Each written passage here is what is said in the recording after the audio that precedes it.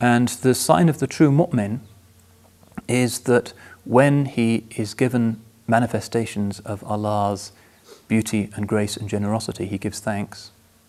And when he sees manifestations of the divine rigor, he is patient, he has sabr.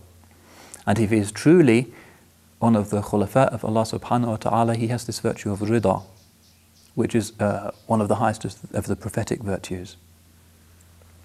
Now, ridaa is a Quranic concept, and we can see it in the lives of so many of the great prophetic figures that are held up for our admiration.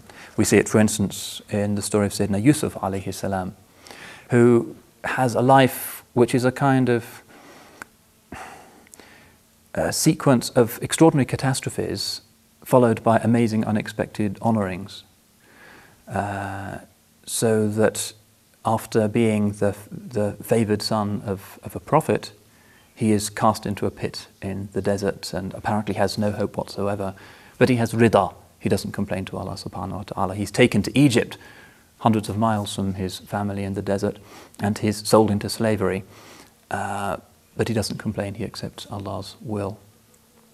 And then وَكَذَلِكَ مَكَّنَّا لِيُوسُفَ فِي الْأَرْضِ, Allah gives Yusuf makana, a standing, a position in the world. And then another calamity befalls him, and he's sent to prison for several years because of a false allegation. And then he comes out again, having had ridaa and never complained once. And again, the Qur'an says, وَكَذَلِكَ مَكَّنَّا لِيُوسُفَ فِي الْأَرْضِ. And all of that comes, as it were, and the message for us is that if we have ridaa and serene acceptance, and we don't just panic and bang at the cell doors, screaming to be let out and complaining about our situation, that Allah, in His extraordinary omnipotence and power, can turn our situation over so that from being in the depths of a prison, we become second in command of the most powerful state in the world, which was the position of Sayyidina Yusuf alayhi salam. It's one of the messages of that story.